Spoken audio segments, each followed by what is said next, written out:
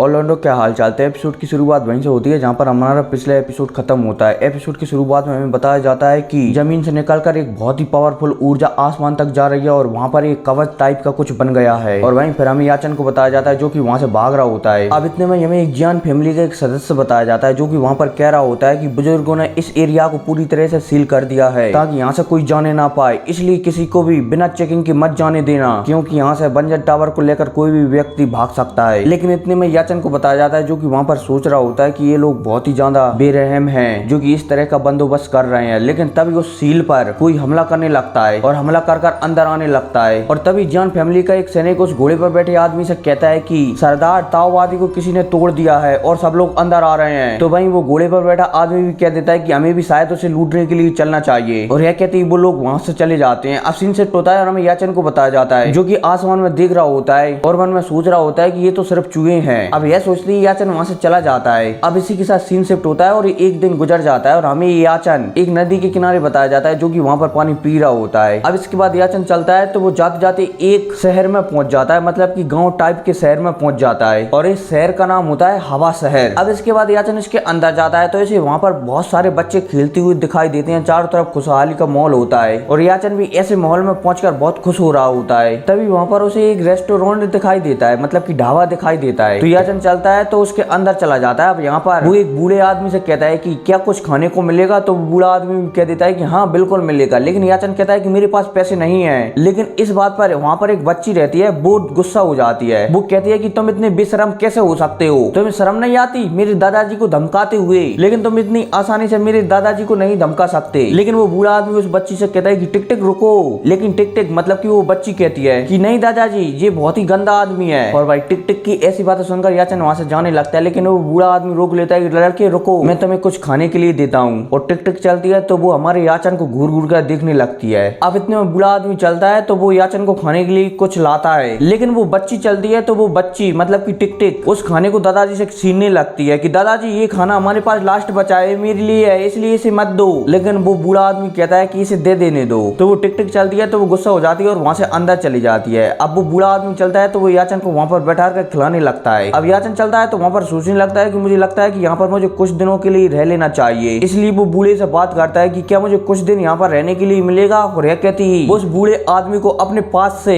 एक बोतल निकाल कर देता है कि मैं आपको किराया दे सकता हूँ। लेकिन वो बूढ़ा आदमी कहता है कि ये बहुत महंगा है, इसलिए मैं तुम्हें नहीं दे मतलब कि तुमसे नहीं ले सकता। लेकिन याचन कहता है कि नहीं, इसे आपको ले लेना चाहिए क्योंकि मैं आपके पास मतलब कि आपके साथ कुछ दिनों के लिए रहना चाहता हूँ। तो वो बूढ़ा आदमी मान जाता है कि ठीक है और यह कहते ही वो उस बोतल को अपने पास रख लेता है। अब इसी के साथ सीन शिफ्ट होता है और हमें रात का सीन बताया जाता है जहाँ पर याचन बैठकर मतलब कि मन में सोच रहा होता है कि मेरा इस चीज पर और भी ज्यादा कंट्रोल बढ़ता जा रहा है। वो लोग शायद इस ग्रीन कॉपर को नहीं जानते, मतलब कि हरा तांबा को नहीं जानते। अब इतने में याचन चलता है तो वो अपने अंदर देखने लगता है कि वो दोनों कितने ज्यादा रहस्यमय हैं। वो सबसे पहले उस कॉपर को देखता है और वहां पर सोचता है और फिर उसके बाद पोंगो के द्वारा दी गई चीज को देखता है, मतलब कि उस पेपर को देखता है। लेकिन वो पेपर बहुत ही धुंधला दिखाई देता है, इसलिए याचन बाहर आ जाता है और वहां पर सोचने लगता है कि आखिर मैं उस पेपर को देख क्यों नहीं पा रहा। लेकिन तभी उसे उस मोटू की बात याद आ जाती है जो कि वो मोटू वहां पर कह रहा होता है, मतलब कि कह रहा था कि हर ताकतवर चीज धुंधली होती है। अब इतने में याचन चलता है तो वहां पर वो अपनी ट्रेनिंग करने लग जाता है और ट्रेनिंग करते करते वो उस पेपर को समझने लगता है और उस पेपर से उसे बहुत सारी जानकारी मिलती है। और वो जानकारी आपको बताऊं तो वो ऐसी है, पृथ्वी घूम रही है, आकाश स्थित है, किसी भी आदमी की ताकत बढ़ाने के लिए उसे लगातार कल्टीवेशन करना है, मतलब कि कुछ कुछ है जो आपको समझ में नहीं आएगी। अब याचन यहाँ से जानकारी लेने के बाद मतलब कि उस पेपर से जानकारी लेने के बाद बाहर आता है और वहां पर कहता है लून हैंगसुआन वास्तव में असाधारण है, इसलिए मैं स्पिरिट ग्रास द्वारा अपने आप को कल्टीवेशन करता हूँ, मतलब कि ट्रेनिंग करता हूँ, तो मुझे लगता है कि मैं और भी जल्दी पावरफुल बन सकता हूँ। अब इसी के साथ सीन शिफ्ट होता है और हमें बाहर का सीन बताया जाता है जहाँ पर उस बूढ़े आदमी को 3 लोग परेशान कर रहे होते हैं और वो उस बूढ़े आदमी में लात देकर कह रहे होते हैं कि तुमने हमसे पैसे मांगने की कोशिश कैसे की, मतलब कि हिम्मत कैसे की। लेकिन तभी वो लड़की आती है और उस आदमी से लड़ने लगती है। लेकिन वो आदमी चलता है तो वो उस लड़की मतलब कि टिक टिक को भी उठाकर दूर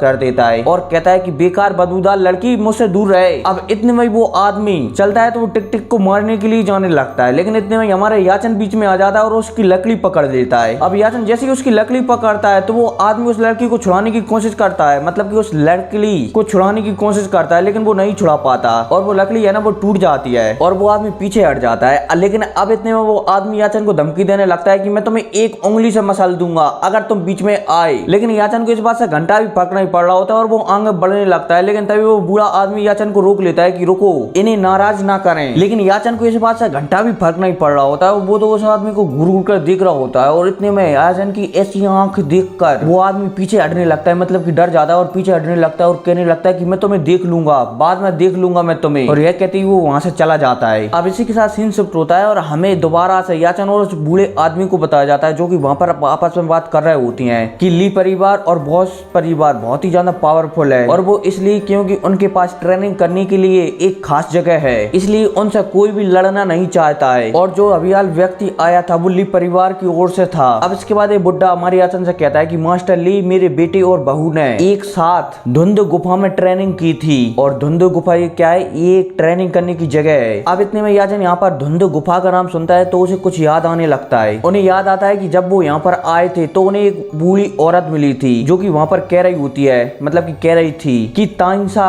गंजू के मुताबिक प्राचीन भूमि में कुछ बदलाव देखे गए हैं। अब इतने में सीन शिफ्ट होता है और हमें दोबारा से बाहर का सीन बताया जाता है जहाँ पर वो बूढ़ा याचन से कह रहा होता है कि मेरा बेटा बहुत ही काबिल था, वो 2 साल पहले यहाँ से अमृत लेने के लिए गया था, लेकिन मुझे पता नहीं था कि वो कभी लौट कर ही नहीं आएगा। मैंने सुना था कि वो किसी विशाल पक्षी के पैरों के नीचे आ गया था और तभी से वो यहाँ पर मतलब कि घर लौट कर नहीं आया। और तभी से ली फैमिली हमें लगातार परेशान कर रही है, मतलब कि ली फैमिली नहीं, ली फैमिली का एक बंदा।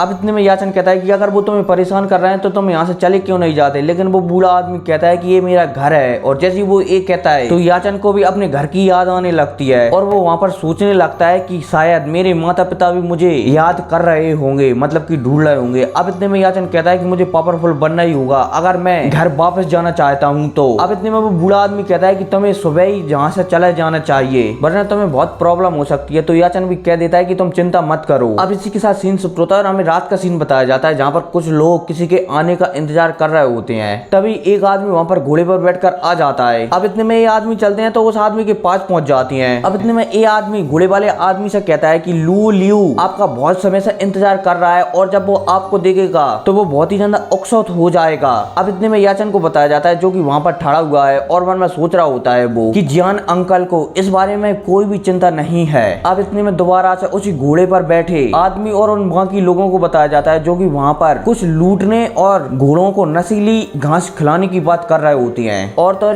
वहाँ से किसी चीज को चुराने की बात भी कर रहे होती हैं। और याचन इस बात को सुनकर ही समझ जाता है क्योंकि उसे एल्डर बू ने बताया था इस बारे में। अब इसी के साथ सीन शिफ्ट होता है और हमें उसी आदमी को बताया जाता है जिससे एक दिन पहले हमारे याचन की फाइट हुई थी, मतलब कि याचन की बहस हुई थी। और वहाँ पर वो कुछ गुनगुनाते हुए जा रहा होता है और कह रहा होता है कि मैं बहुत जल्दी पैसे वाले बनने वाला हूँ। अब इतने में ही उसके चारों तरफ हाथ आने लगते हैं, मतलब कि कोई आस पीस से उसे परेशान करने लगता है। तो वो कहता है कि मुझे परेशान मत करो, मैं भी बड़े बड़े तूफानों से लड़ा हूँ। अब यह सुनते ही वहाँ पर याचन आता है बहुत ही तेजी से और उसमें 2-4 मतलब कि उसकी नाक में 2-4 बजाकर वापस चला जाता है। अब इतने में वो आदमी कहता है कि तुम्हारी हिम्मत कैसे हुई मुझे मारने की। तो इतने में याचन चलता है तो उसमें एक मुक्का दे देता है दोबारा से, तो वो उड़ता हुआ जाता है और पीछे जाकर पड़ता है धड़ा। लेकिन अब इतने में वो दोबारा से वो आदमी कहता है कि तुमने मुझे दोबारा से मारने की हिम्मत कैसे हुई। लेकिन अब इतने में याचन उसके सामने आ जाता है और उससे कहता है कि तुम्हारी हिम्मत कैसे हुई मेरे घर को जलाने की, तुम्हें उसकी मरम्मत करानी होगी वरना तुम्हारी ली फैमिली में से कोई भी नहीं बचेगा। अब इतने में वो आदमी कुछ कहने वाला होता है तो याचन चलता है तो उसका हाथ मरोड़ देता है, जिस वजह से वो वहां पर चिल्लाने लगता है। अब इसी के साथ सीन शिफ्ट होता है और हमें दोबारा से उसी ढाबा का सीन बताया जाता है, मतलब उसी रेस्टोरेंट का सीन बताया जाता है जहाँ पर याचन प्लेट को उठा रहा होता है। तभी बाहर से वो लड़की मतलब कि टिक टिक आती है और कहती है अच्छी खबर है, अच्छी खबर है। अब इतने में वो बूढ़े आदमी के पास आकर कहती है कि ली परिवार और बॉस परिवार के बीच झड़प हुई है और लुओ इन दोनों परिवारों से बदला लेना चाहते हैं। अब इतने में याचन वहाँ पर कहता है कि इसे कहते हैं कुल्हाड़ी से कुल्हाड़ी को मारना। अब यह याचन कहता है कि बाहर से किसी की आवाज आती है कि सुरक्षित रहें। और फिर इसी के साथ ये एपिसोड खत्म हो जाता है। तो मिलते हैं अगली वीडियो में, तब तक के लिए टेक केयर एंड बाय।